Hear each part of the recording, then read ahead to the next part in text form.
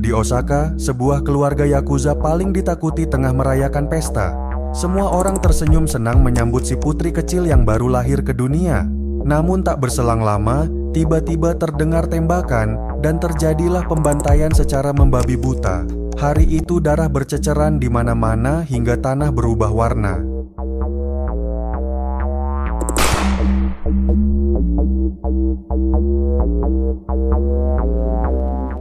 20 tahun setelahnya di Brazil, seorang lelaki mendadak terbangun di rumah sakit tanpa ingatan. Ia tidak bisa mengingat apa yang telah terjadi sebelum pingsan.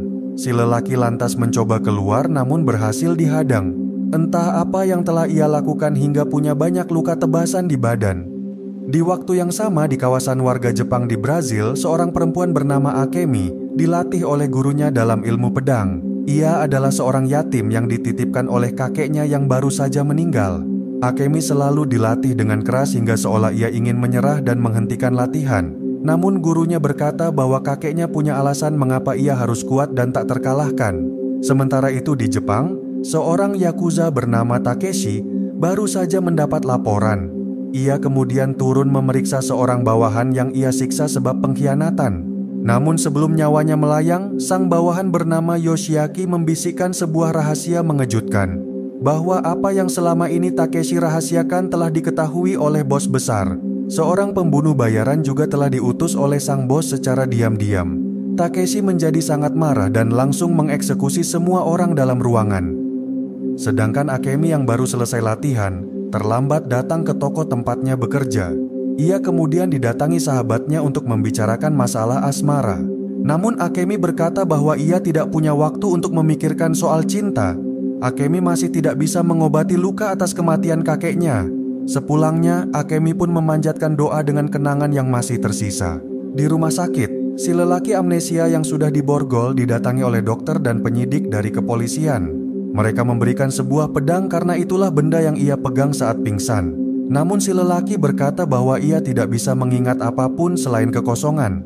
Ketika para penyidik pergi, si lelaki lantas segera melepaskan diri. Ia kemudian memasuki kamar mandi dan keluar dengan pakaian yang sudah berganti. Setelah memperhatikan sekitar, ia pun memencet alarm kebakaran. Keadaan yang kacau dimanfaatkannya mengambil pedang dan segera keluar tanpa hambatan. Di markas bos besar, Takeshi baru saja sampai. Ia dihormati sebagai tangan kanan bersama Kojiro yang merupakan saingan. Di hadapan bos mereka, Kojiro berkata bahwa ia tidak terima atas tindakan Takeshi yang semena-mena. Karena Yoshiaki yang baru saja dibunuh oleh Takeshi adalah anak buahnya. Tanpa banyak kata, Takeshi lantas hendak memotong jarinya untuk membuktikan kesetiaannya. Untungnya bos besar seketika menghentikannya karena percaya. Namun Kojiro memperingatkan Takeshi agar berhati-hati jika tidak ingin meregang nyawa. Sementara si lelaki berjalan menyusuri kota, Akemi membuat tato simbol yang dibawa mati oleh kakeknya. Meski ia tidak paham maknanya, namun Akemi ingin selalu mengingat bahwa kakeknya telah dibunuh dengan luka pedang entah oleh siapa. Di sudut kota, si lelaki amnesia mengeluarkan pedang katananya.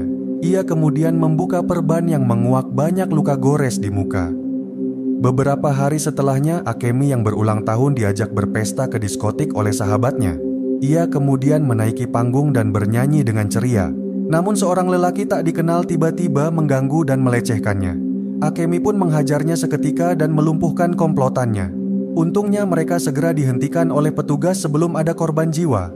Di depan sebuah toko antik, si lelaki amnesia merasa ditarik oleh pedangnya. Ia kemudian diam-diam memasuki toko dan menemukan sarung pedangnya di sana. Sang pemilik yang datang tampak heran atas keberadaan pengunjung di jam tutup operasional. Namun si lelaki amnesia bertindak kasar dan memintanya menjelaskan pedang yang ia pegang. Pemilik toko berkata bahwa tidak ada yang spesial dan berusaha membuat penawaran.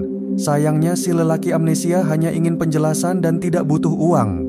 Akhirnya pemilik toko terpaksa mengungkapkan bahwa katana tersebut dulu pernah dititipkan untuk dipertajam. Pedang tersebut dikenal dengan nama Muramasa yang dikutuk untuk selalu haus akan tumbal. Si lelaki amnesia lantas diberi alamat untuk mengunjungi sang pemilik awal. Sepulangnya, Akemi membuka minuman yang disimpan almarhum kakeknya untuk ulang tahunnya. Namun Akemi seperti merasa hampa dan tak tahu lagi untuk apa hidup di dunia. Ia hanya bisa menangis berurai air mata dalam keadaannya yang sebatang kara. Ketika pagi menjelang, lelaki amnesia akhirnya tiba di alamat yang ditunjukkan. Ia kemudian menaiki lift yang ternyata mengarah ke apartemen Akemi. Tidak ada orang di dalam sehingga ia bebas menyusuri ruangan. Namun ia tidak menemukan jawaban atas ingatannya yang menghilang. Di langit Brazil, pesawat Takeshi telah tiba dan ia pun memberikan kode kepada pengantar Yakuza. Bersamaan dengannya, Akemi dikejar oleh para berandalan yang pernah dihajarnya. Ia pun berusaha kabur dan segera menaiki tangga. Sayangnya ia berhasil dikejar lalu dikeroyok di dalam apartemennya. Si lelaki amnesia untungnya masih ada di sana dan ikut melawan mereka. Namun sebuah tembakan lantas menjatuhkannya hingga tak berdaya. Akemi pun seketika memotong tangan si berandal dengan Muramasa. Namun tak lama berselang, tiba-tiba Takeshi datang sehingga keduanya kabur keluar. Akemi dan lelaki amnesia terus naik ke atap bangunan. Takeshi tak mau menyerah dan terus melakukan perburuan. Hingga kemudian lelaki amnesia berhasil melepaskan pistol lawan dari genggaman. Namun pedangnya juga terpental akibat Takeshi yang menyerang. Akhirnya keduanya berhasil mendorong lawan ke dalam lift sehingga terbebaskan. Bersembunyi di dalam dojo, Akemi membersihkan luka lelaki amnesia. Keduanya tak saling mengenal namun saling terkait dengan Muramasa. Karena yang sedang mereka cari tahu adalah masa lalu masing-masing yang masih gelap gulita. Akemi kemudian pamit sebentar untuk mencari obat luka. Namun yang ia temukan adalah foto keluarganya yang mana Takeshi juga ada di sana. Akemi menjadi heran sehingga ia langsung menanyakan kepada gurunya yang baru tiba. Namun sang guru malah berkata bahwa ia harus segera menemui pemilik toko tempatnya bekerja. Gurunya memperingatkan bahwa mulai sekarang nyawa Akemi akan bergantung kepada Muramasa. Akemi lantas berangkat sendirian untuk menemukan jawaban segera. Lelaki amnesia yang sadar telah ditinggalkan kemudian diam-diam membuntutinya. Sesampainya, Ibu Sugahara sang pemilik toko berkata bahwa ia pernah berkomunikasi dengan kakek Akemi sebelum meninggal dunia. Namun yang ia sisakan hanyalah sebuah kertas berisi alamat entah menuju kemana. Akemi pun langsung melanjutkan perjalanan dengan menaiki kereta.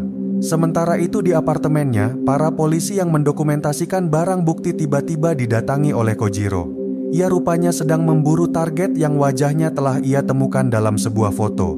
Akemi yang terbangun menjadi terkejut melihat lelaki amnesia di sampingnya.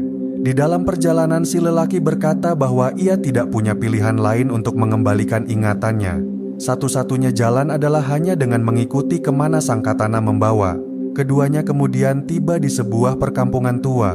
Dua lelaki lansia lantas menghadang dan mengusir mereka. Namun ketika Akemi menunjukkan Muramasa, ia pun langsung diminta untuk mengikuti seorang nenek yang menyambutnya. Sedangkan lelaki amnesia hanya dibolehkan menunggu sambil ditemani kedua kakek yang rupanya adalah Yakuza. Akemi dipertemukan dengan ketua di sana yang adalah juga teman kakeknya.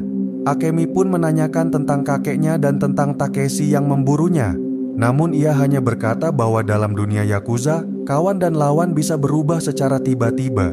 Si ketua berpesan agar ia bersiap karena perjalanannya akan panjang dan lama. Akhirnya Akemi lebih dulu diminta beristirahat untuk menyambut seseorang ketika malam tiba. Karena terlalu banyak minum, si lelaki amnesia akhirnya mabuk dan tak sadar. Ia lantas diseret ke dalam gudang dan dibiarkan sendirian. Nasibnya kini bergantung kepada seseorang yang akan segera datang.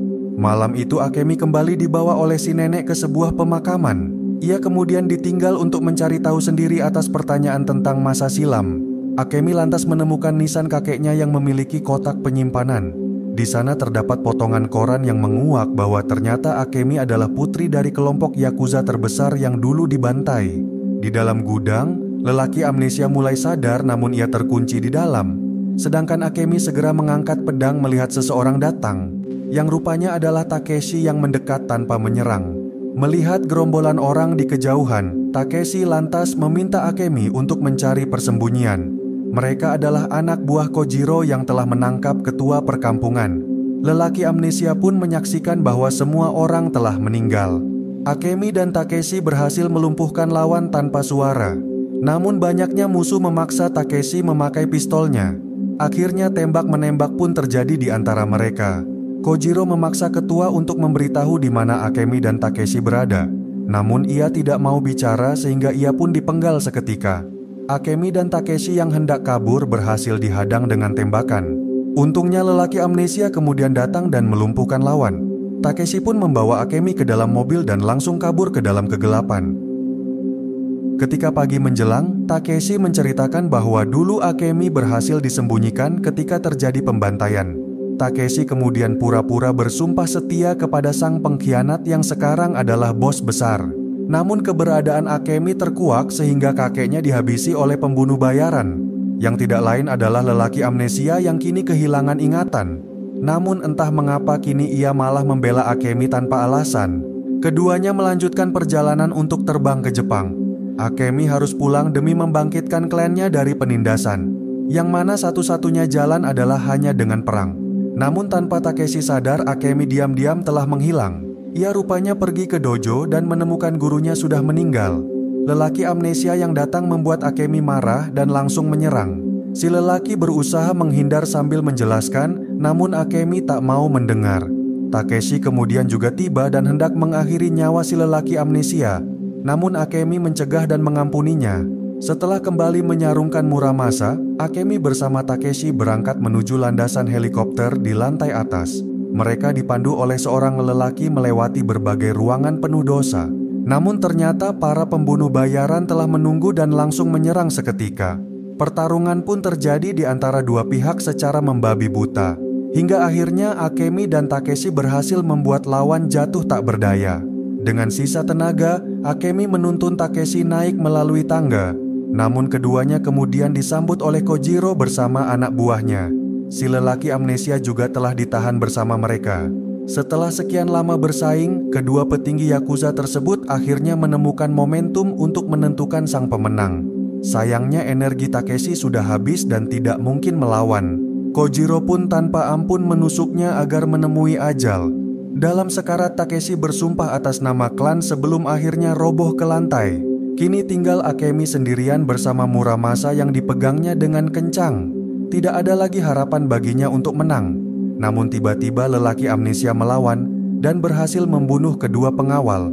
Kojiro menjadi terkejut bersamaan dengan Akemi yang menghunuskan pedang. Kojiro lantas juga mengambil katananya yang sudah menelan korban. Pertarungan final kemudian dimulai dengan sengit dan mematikan. Akemi terkena tebasan namun berhasil membalas dengan penuh kecepatan. Kojiro yang sekarat pun langsung ia penggal tanpa ampunan.